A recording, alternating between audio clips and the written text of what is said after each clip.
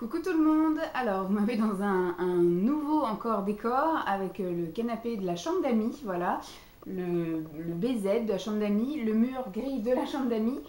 J'ai quand même mis une lumière artificielle parce que du coup la fenêtre est assez loin, elle doit être à plus de 2 mètres et qu'aujourd'hui le soleil a décidé de, voilà, de pas être au rendez-vous ou du moins de juste faire un petit coucou comme ça toutes les 2 heures. Donc on n'est pas dans son champ en ce moment, donc j'ai allumé une lumière histoire de dire qu'on me voit un peu. Donc aujourd'hui je réponds à toutes vos questions en fait. Quand j'avais fait mon tag grossesse, j'avais dit que comme je faisais pas de vidéo spécifique voilà, à la grossesse, le premier trimestre il s'est passé ça, le deuxième il s'est passé ça. Voilà, ou mois par mois ou encore moins, j'en ai vu certaines faire semaine par semaine, comme s'il pouvait se passer quelque chose toutes les semaines. Donc du coup, ça en a déçu quand même plusieurs que je fasse pas de vidéo spéciale grossesse. Donc j'avais dit, je fais un tag grossesse, comme ça au moins ça répond à pas mal de questions. Et si en même temps vous aviez d'autres questions, j'avais précisé normalement, voilà, plus penché grossesse, mais après moi j'étais ouverte à tout autre sujet. Si vous aviez d'autres questions qui vous travaillaient, voilà, sur mon travail, ma vie de couple, ma vie sociale, ma vie fiscale, enfin tout ce que vous vouliez. Vous pouviez poser des questions, donc ça a plutôt bien marché si je puis dire, puisque du coup j'ai eu 19 questions, des fois sous d'autres vidéos, parce que du coup j'ai eu quand même à mon avis une quinzaine de questions sous cette vidéo là, la vidéo tag grossesse. Et après j'ai eu des vidéos, enfin j'ai eu des questions un peu au fil des autres vidéos, voilà, de temps en temps il y a une petite question, donc j'ai dit tiens, je répondais à la personne en disant je vais noter sur ma liste de questions à répondre lors de ma foire aux questions, voilà. Donc c'est quand même plus ciblé grossesse. Hein. Donc vraiment, je vais quand même mettre que c'est réponse à la fois aux questions grossesse. Mais de temps en temps, il y a deux, trois questions voilà, qui ne concernent pas forcément la grossesse. Donc je vais commencer tout de suite. Première question qu'on m'a posée, c'est combien as-tu pris jusqu'à maintenant? Alors je vous avoue qu'ici, je ne me pèse pas et je suis allée voir la sage-femme le 26 ou le 23 juin. Voilà, donc ça doit faire 3 semaines maintenant, 3 semaines, parce que là on est le 11 juillet. Et j'avais pris 17 ou 18 kilos, voilà, 17 ou 18 kilos, et franchement, ça va. Pour moi, c'est pas énorme, énorme. En comparaison avec effectivement tout ce que j'engloutis, voilà, pour moi, j'étais partie dans le principe que, voilà, je mangeais correctement, voilà, au début de ma grossesse, mais je voulais pas de privation, je voulais pas me dire, ah bah ça, je vais faire de la frustration à pas manger. Je me suis dit, le moment où je peux me faire plaisir, c'est la grossesse. C'est-à-dire que quand j'avais envie de manger un pain au chocolat, je mangeais un pain au chocolat. Quand, voilà, s'il y avait des matins où je voulais manger du pain et du beurre, je mangeais du pain et du beurre. Si le lendemain, j'avais envie de la brioche avec du Nutella, je mangeais de la brioche avec du Nutella. Si à 4 heures, je voulais manger mes gerblés au chocolat, je mangeais mes gerblés au chocolat. Si je voulais manger 2 danettes en dessert, je mangeais 2 danettes en dessert. Là, en ce moment, je suis à fond dans les glaces, parce qu'il fait un temps, comme je vous dis, super chaud. Donc, tous les soirs, on mange de la glace. Donc, voilà, moi, je me fais en moyenne un McDo toutes les 2 semaines. Voilà, le midi, je vais en vadrouille. Et puis, quand je rentre un peu tard, qu'il est sur les coups de 2 heures de l'après-midi, en général, je m'arrête au drive. Et puis, je me prends un menu first à emporter. Voilà, ça coûte pas très cher. Moi, c'est au poisson, hein, donc je prends le petit hamburger au poisson, les petites potatoes et puis voilà, la petite sauce. Bon, l'eau en général, je la laisse dans la voiture. Mais voilà, en gros, ça me fait mon truc. Et en général, une fois tous les 15 jours, quand je vais en vadrouille, je reviens avec mon petit McDo à manger à 14 heures. Donc voilà, je me dis, tant pis, c'est que de grossesse. J'ai été bien plus grosse que ça. Là, j'ai pas encore atteint le poids fatidique qui me fait peur. Donc je viens juste de rentrer dans la centaine en fait. Je fais 1m75, 72, je sais pas. Ça dépend des personnes qui me mesurent. Et donc le plus haut que je suis montée c'est 130 kg où j'ai subi ma sleeve et le plus bas que je suis descendue c'est 68 mais en étant extrêmement privée. Limite anorexique, je mangeais plus du tout pour arriver à 68 kg. Mon poids de forme, je pense que c'est entre 75 et 80 kg. Donc après, on verra après la grossesse. Je pense que voilà, je me ferai plaisir tout le mois d'août et à partir du mois de septembre, je commencerai effectivement à réduire à pas mal et puis à manger plus de la soupe. On va rentrer dans l'hiver, donc ça va être de la soupe, avec un peu de protéines. Et puis bah voilà, ça va rentrer gentiment dans son cours et à partir, je pense, du mois de janvier, je reprendrai le sport comme j'avais fait l'été dernier où j'avais bien perdu des kilos. Et puis bah après voilà, hein, l'été prochain, je pense que je serai comme l'été de l'année dernière. Voilà, je serai redescendue à 80 et quelques kilos, j'y crois dur comme fer. Alors, présentes-tu ton bidon à Dolly? Non, je lui présente pas spécialement. Après, dans le canapé, elle est assise à côté de moi. Donc, elle a l'occasion de le voir. Je la prends dans mes bras, donc elle est appuyée dessus, en fait. Mais elle s'en fout royal, hein, elle s'en fout royal. Vas-tu mettre un vêtement ou autre avec l'odeur de bébé pour qu'elle s'habitue? Effectivement, c'est ce qu'on avait dit avec Simon, que quand il rentrerait de la maternité tous les soirs, il repartirait avec les vêtements de l'enfant. Moi, j'ai pas envie qu'il ramène des couches. Voilà, je trouve que voilà l'odeur pipi, caca, tout ça, elle n'a pas besoin de sentir ça. Elle le sentira forcément ici à la maison, mais je préfère qu'elle sente, voilà, par exemple, qu'il ait mis son pyjama toute la nuit et que bah du coup je lui file à Simon et que bah du coup Dolly sente son pyjama en fait, sa vraie odeur corporelle et pas autre chose. Et pas voilà, c'est je veux dire ça sera pas un chien, ce sera un humain, donc elle n'est pas censée lui sentir ses excréments.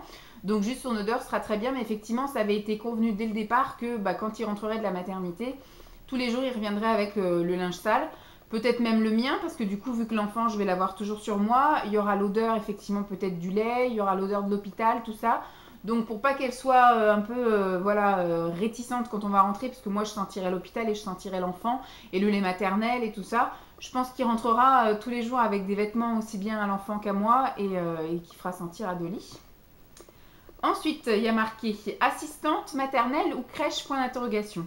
Si ça avait été que nous, voilà, premier choix, si on avait eu les sous, je serais restée à la maison. Deuxième choix, si on avait eu le choix, notre préférence c'était la crèche. Parce que je trouve que la crèche c'est extrêmement flexible au niveau horaire. C'est-à-dire que si j'ai une réunion, si je suis dans les bouchons, si je suis machin, si je suis ceci, je suis cela. Si je finis plus tôt, voilà, je peux aller chercher mon enfant. Avec la nourrice, si un jour j'ai un souci, sauf si j'ai une nounou super arrangeante, parce que je la connais pas encore. Voilà, si on a trouvé une perle, et ben effectivement ça pourrait être flexible, c'est-à-dire que les jours où je l'appellerai pour lui dire bah je viens juste de sortir de ma réunion, je vais avoir une demi-heure, une heure de retard, et puis qu'après ben la semaine d'après je finisse une heure plus tôt, bah là qu'elle me fasse pas payer une heure supplémentaire, parce que j'avais une collègue, c'est ça en fait. La moindre minute supplémentaire, elle le notait sur un carnet et à la fin du mois, elle faisait son quota d'heures supplémentaires. Voilà.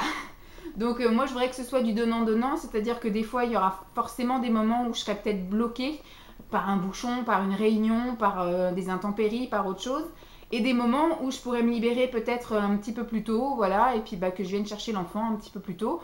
Donc ce sera voilà du donnant-donnant, des fois elle l'aura un peu plus longtemps, des fois un peu moins.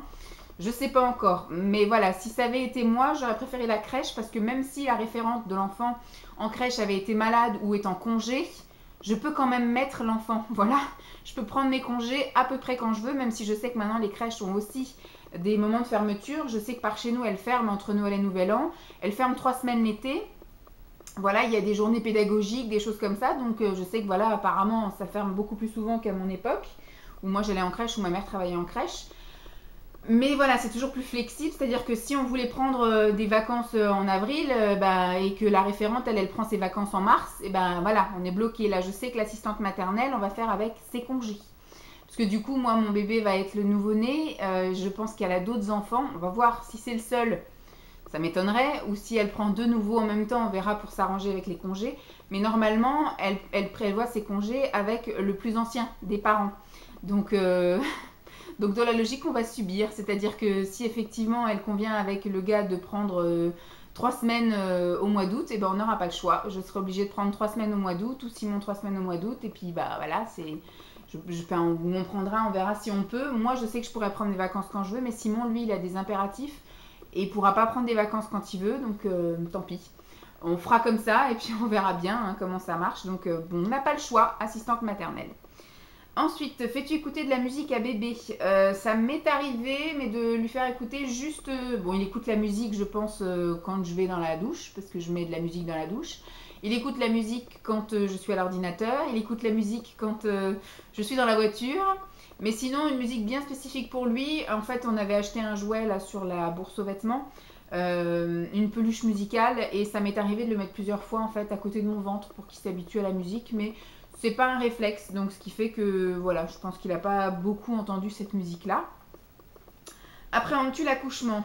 Je l'appréhendais pas jusque-là, et maintenant qu'on y arrive, et il y a même une fois où j'ai cru que j'allais accoucher, en fait, j'ai eu très mal au ventre toute la soirée, puis dès que je faisais un mouvement, je faisais des gros yeux en disant, même Simon, je pense qu'il a dû flipper qu'il allait m'emmener.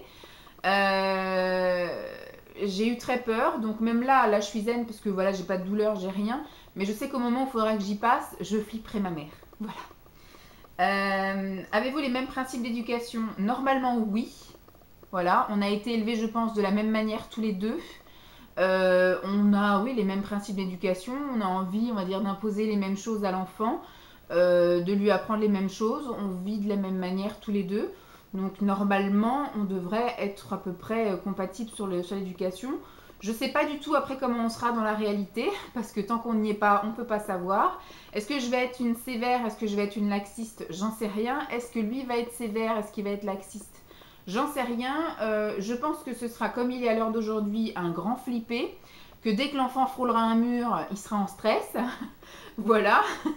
Mais bon, moi je serais plutôt, je pense, un peu voilà, de dire laisse-le vivre. Mais en même temps, je serais très possible parce que Dolly, par exemple, voilà, je suis aussi tout le temps sur elle, tout le temps à vouloir lui faire des bisous, des câlins. Donc je serais peut-être aussi très comme ça aussi avec l'enfant, j'en sais rien. Tant qu'on n'y est pas, voilà. Donc je peux pas te dire, mais en tout cas, on a les mêmes principes d'éducation. As-tu envie d'un accouchement particulier? Piscine, hôpital, clinique. Alors par chez nous, on n'a pas trop le choix. C'était, enfin, on nous donne pas trop la possibilité. Ou alors il a fallu que je creuse ou quoi aux caisses. Mais bon, piscine, non. Après, moi, je suis une flippette. Hein. Moi, ce que je veux, c'est la péridurale et que ça sorte tout seul. Voilà. Je veux pas souffrir, c'est ce que je disais. Ce que je veux, c'est ça, ne pas avoir mal. Après, j'ai laissé à Simon le choix de la clinique ou de l'hôpital en fonction du trajet. Comme c'est un flippé de la route et puis que la clinique est vers l'endroit où il y a des bouchons, il préfère l'hôpital qui est beaucoup plus fluide, accessible, enfin un accès plus fluide. Donc voilà, bon, j'y suis déjà allée plusieurs fois. Seule contrainte, c'est que le parking est payant. Donc voilà, si je mets 20 heures à accoucher, bah, il y aura 20 heures de parking à payer. Mais j'ai pas d'envie particulière plus que ça. Vas-tu faire une vidéo sur ton accouchement? Normalement, oui. Ça se trouve, il n'y aura absolument rien à raconter, ce que j'espère, que tout s'est bien passé, que c'est passé comme une lettre à la poste, que j'aurais mis que quelques heures à accoucher, c'est-à-dire 8, 10, 12 heures grand maximum, qui est un accouchement normal, et pas ce matin quand j'ai allumé la télé, je suis tombée sur l'émission là, Sans Tabou, qui était sur les accouchements, voilà. Et il y a des nénettes, elles ont mis... déjà, il y a une dame, cette fameuse dame, elle a accouché une semaine après terme, ce que j'espère pas, et elle a mis 24 heures à accoucher pour au final passer à la césarienne, quoi. Parce que voilà, il n'y avait rien qui se déclenchait, elle a eu décollement des membranes, le tampon d'hormones, on a essayé de lui percer la poche des os, enfin tout le tralala, et au final, hop, césarienne. Donc après, voilà, j'espère que j'aurai pas grand chose à vous raconter, que je vous dirai que tout s'est bien passé, que voilà, il y a eu ci, il y a eu ça, et que c'était un accouchement tout à fait normal. Mais bon, je pense que je vais en faire une, juste pour moi aussi me garder une trace, un souvenir. Vas-tu montrer ton bébé sur YouTube? Alors, je vais pas, il sera pas omniprésent, puisque c'est pas sa chaîne, hein, c'est les blabla de Vava. Il fait partie de ma vie, donc je vais forcément vous le présenter, voilà. C'est-à-dire qu'une fois qu'il sera là, ben, je vous le montrerai. Hein. Je vous dirai effectivement comment il s'appelle, je vous dirai effectivement le moment de l'accouchement, etc. Bah, il pesait tant, il mesure tant. C'est plutôt un bébé facile, pas facile. Je vous présenterai peut-être pas au tout début, hein, je sais pas. Je laisserai peut-être tranquille au début, ou alors je le filmerai comme ça un peu de sa naissance jusqu'à ce que je vous le présente officiellement, puis j'incrusterai du coup un collage de plusieurs vidéos. Mais après, il ne sera pas omniprésent dans les vidéos, c'est-à-dire c'est un peu comme Simon et mes parents et mon frère et Dolly, ils font partie de ma vie. Vous les apercevez dans des vlogs, mais vous les voyez pas régulièrement. C'est voilà, je le montrerai de temps en temps, mais ça ne sera pas toujours ciblé sur lui. Voilà. Ensuite, annonceras-tu le sexe et le prénom de bébé? Bah oui, quand je vous le présenterai, du coup, bah, je vous dirai que son prénom, son sexe, voilà, je vous donnerai tout ce qu'il faut. Je vous présenterai et donc je vous dirai effectivement son sexe et son prénom. Est-ce que Simon est très protecteur depuis que tu es enceinte? As-tu l'impression d'être en sucre pour lui? Ça dépend des moments. Des fois, effectivement, quand je fais une tête bizarre, il me dit qu'est-ce qu'il y a, qu'est-ce qu'il y a. Des fois, quand je fais un bruit bizarre, il me demande aussi qu'est-ce qu'il y a, qu'est-ce qu'il y a. Mais il a toujours été en fait comme ça. Même quand j'étais pas enceinte, il était toujours à me demander s'il y avait quelque chose qui allait pas, si j'allais bien, etc. Donc il est déjà très attentionné en temps ordinaire. Là, effectivement, un peu plus. Après, voilà. Maintenant que j'avance encore plus vers la grossesse, eh ben, c'est sûr qu'il me demande toujours si ça va, si je suis pas fatiguée, si je veux pas m'asseoir, si voilà, si je veux pas ci, si je veux pas ça, si j'ai faim, si je veux ci, si je veux ça. Enfin bref, il est voilà encore plus attentionné et je pense que le jour de l'accouchement, ça va être la misère. Il va être en stress, en panique, il va être encore doublement, triplement, 10 fois plus attentionné. Voilà. Et après, peut-être au moment de la sortie aussi de la maternité, peut-être aussi. On verra, mais en temps ordinaire, c'est quelqu'un déjà de très attentionné. Ensuite, là, quelque chose qui n'a rien à voir. Quelle vidéo YouTube je regarde? Alors, sur YouTube, je regarde un peu tout. J'ai évolué, tout comme YouTube a évolué, comme on a tout évolué. J'ai évolué moi aussi sur ma chaîne. Au tout début, je regardais effectivement tout ce qui était beauté, soins, maquillage. Je regardais aussi des tutos, beaucoup de hauls, des avis, etc. Et au fur et à mesure, j'ai de plus en plus regardé effectivement des vlogs, voilà, de la vie de tous les jours, des choses un peu plus évoluées, mais je reste aussi dans le traditionnel, c'est-à-dire que je continue à regarder les produits finis, un petit peu de haul, mais quand même beaucoup moins. Voilà, je regarde un peu tous les trucs, mais je reste toujours dans ma branche. Bon, c'est sûr que maintenant, étant maman et ayant vu des copines youtubeuses, enfin des filles qui ont commencé YouTube en même temps que moi à peu près, qui sont elles aussi devenues mamans, etc. Du coup, je regarde un petit peu leur vie. Alors, c'est devenu maintenant effectivement beaucoup de la curiosité, des fois mal placée. YouTube, mais bon, après, enfin, je veux dire, si elles ont décidé de le montrer, c'est qu'elles veulent bien qu'on le regarde, quoi. Mais c'est vrai que c'est aussi beaucoup de curiosité, beaucoup d'avis, beaucoup de mépris pour certaines choses. Moi, je sais que quand j'apprécie pas quelque chose, je préfère éteindre la vidéo plutôt que descendre la personne. Voilà, chacun fait comme il veut, hein, si vous avez envie de critiquer. Moi, c'est pareil, quand je reçois des critiques, avant, je me prenais la tête à répondre, à me justifier. Maintenant, je me prends même plus la tête, je bloque la personne, je supprime le commentaire, puisqu'après, ça devient tout de suite haineux voilà, en dessous de la vidéo. Donc, aucun intérêt, c'est gratifiant pour personne, donc et ça ne donne d'intérêt à personne. Comme ça, du coup, je supprime tout. Alors, quel est le trousseau indispensable pour les vêtements de grossesse? As-tu acheté des choses que tu n'as finalement pas portées? Effectivement, alors je dirais pour moi le trousseau indispensable ça a été les culottes. Parce que moi j'avais des culottes Emma, voilà, des slips culottes Emma, qui moi normalement vont jusqu'à en dessous du nombril. Et au fur et à mesure où mon ventre poussait, effectivement ça me cisaillait le ventre.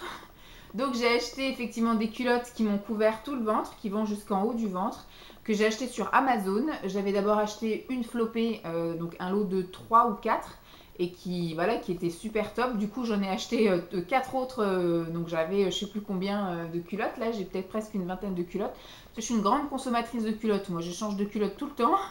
Vu qu'en ce moment, je prends donc une douche le matin, une douche le soir, moi je change de culotte à chaque fois que je prends une douche. Donc voilà, et puis bah, je fais des lessives une fois tous les 3 jours, donc il faut bien que j'ai assez de culottes. Donc ça c'était le truc indispensable, la culotte de grossesse. J'ai racheté je crois 3 soutiens-gorge en plus grande taille. Voilà, j'ai réussi à étirer les autres au maximum, c'est-à-dire effectivement à desserrer l'écran et à mettre les dernières agrafes et puis à desserrer un peu les bretelles. Sinon voilà, j'ai acheté en plus grande taille que 3 autres soutiens-gorge, donc nickel. Et puis après, j'ai pas acheté de pyjama de grossesse, j'ai acheté des leggings grossesse que j'ai trouvé sur Amazon aussi. Ça c'est très bien parce que moi j'avais déjà des robes, des tuniques, des choses que je savais que je pourrais mettre parce que voilà qui étaient amples et qui après allaient mouler le ventre. Voilà, j'ai ça, donc du coup les leggings, je savais qu'au bout d'un moment ça allait aussi me cisailler le ventre, donc du coup j'ai investi dans les leggings grossesse. Donc moi je les achète sur Amazon, mais il y en a un peu partout, mais des fois à des prix on se demande comment ils font pour mettre ce prix là. Après j'ai adapté pas mal de choses, hein. J'avais des sarwell que j'avais acheté sur le marché qui sont très extensibles et que j'ai pu mettre. J'avais acheté des vêtements spécial grossesse, c'est vrai, chez Kiabi cet hiver, il y a des choses que je n'ai pas mises. En fait, j'ai acheté des choses pour l'hiver, pensant que effectivement j'allais avoir du mal parce que l'été on se met des petites robes, des trucs comme ça. Voilà, c'est assez jouable d'être enceinte en été. Par contre, en hiver, effectivement, vu qu'il fait froid, il faut se couvrir. Et au final, eh ben, cet hiver, j'ai pas mis tout ce que je voulais mettre. Et surtout, j'ai commencé à grossir en avril. Donc au moment où il a recommencé à faire un peu plus beau, un peu plus chaud. Voilà, j'ai pas investi non plus dans les pyjamas parce que du coup, comme j'avais repris du poids avant ma grossesse, enfin bien avant de maigrir avant ma grossesse, j'avais acheté des pyjamas en 46, je crois, enfin en XL de chez Primark, qui du coup m'allaient jusqu'à là, jusqu'à la grossesse. Là, c'est pareil, j'avais des chemises de nuit en XL que je mettais il y a 2 ans, et puis bah du coup maintenant là, elles me vont aussi avec la grossesse, donc nickel. Chose que j'ai beaucoup aussi acheté et que je n'ai pas mis, ce sont les bandeaux de grossesse. Parce que moi, je pensais qu'effectivement, j'allais adapter toutes mes robes de grossesse et pour éviter que ça fasse effectivement abat-jour, je voulais mettre des bandeaux. Et au final, eh ben, les robes, elles me moulent tout bien, tout bien. Donc, j'ai pas eu besoin de mettre forcément des bandeaux de grossesse.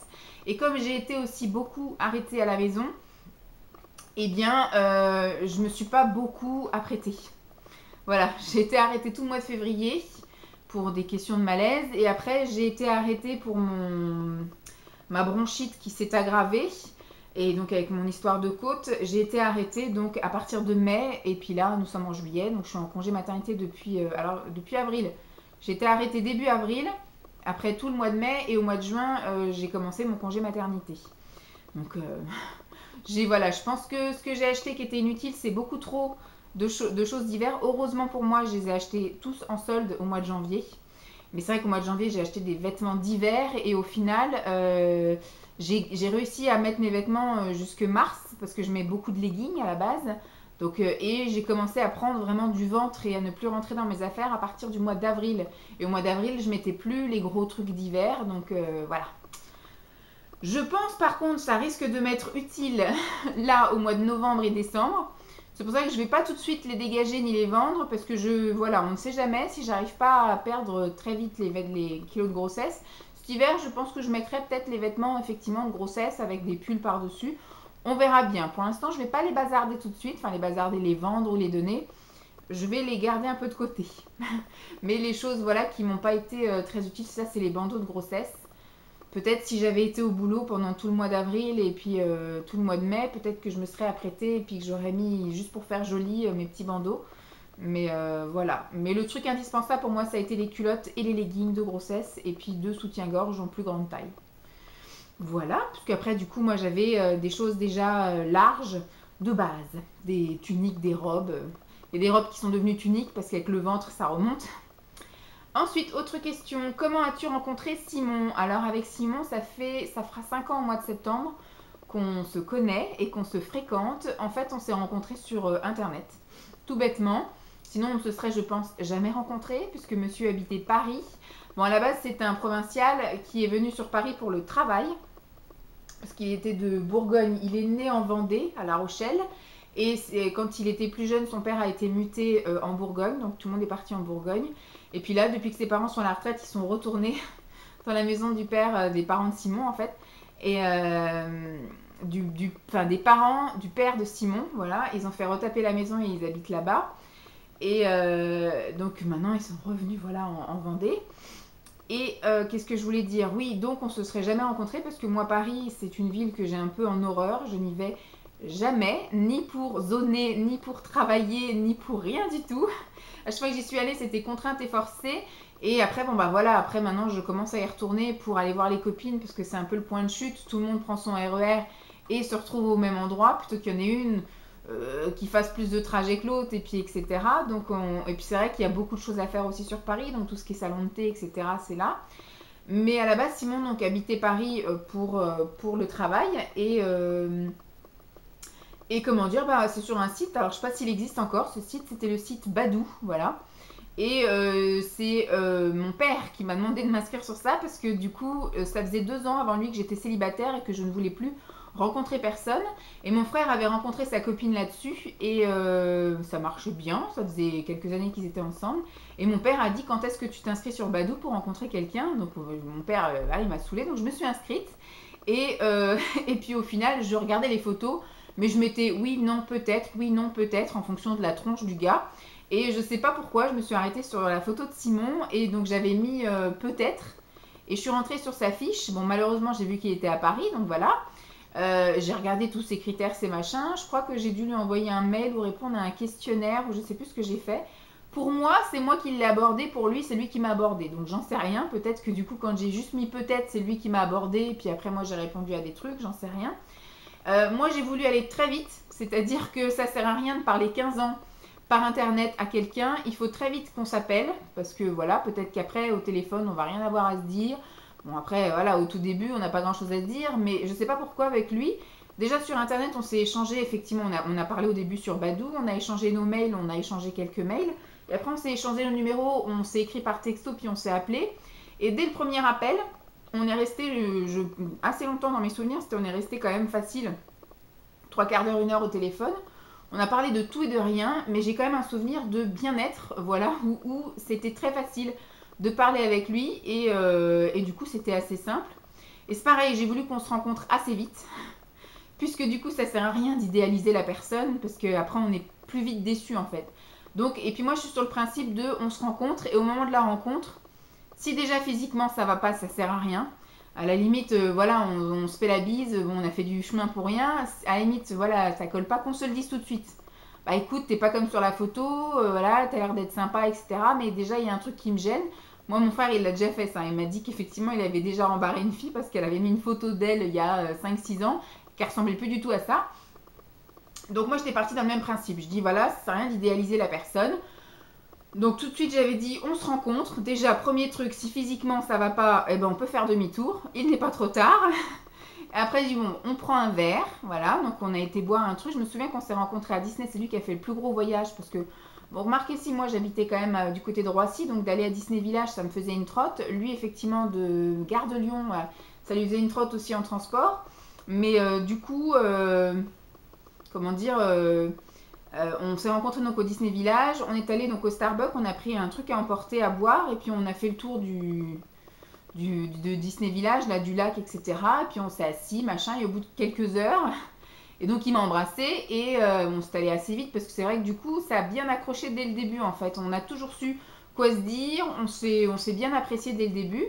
Et chose qui n'était pas prévue, c'est qu'on est même resté le soir à dîner sur place. On a pris McDo, hein, donc il n'y avait rien d'extraordinaire. Moi, je me souviens que j'avais juste une petite combi manche débardeur et que j'avais une veste en jean et que je me les suis pelées. J'avais aussi voilà, les pieds nus, en fait, j'avais des petites sandalettes et que bah, j'avais les pieds bleus à la fin de la soirée. Moi, je venais de quitter la poste, j'étais en train de solder mes congés, donc du coup, ça va, j'étais tranquille. Lui, je pense qu'il avait pris son après-midi pour moi et que le lendemain, il retournait bosser.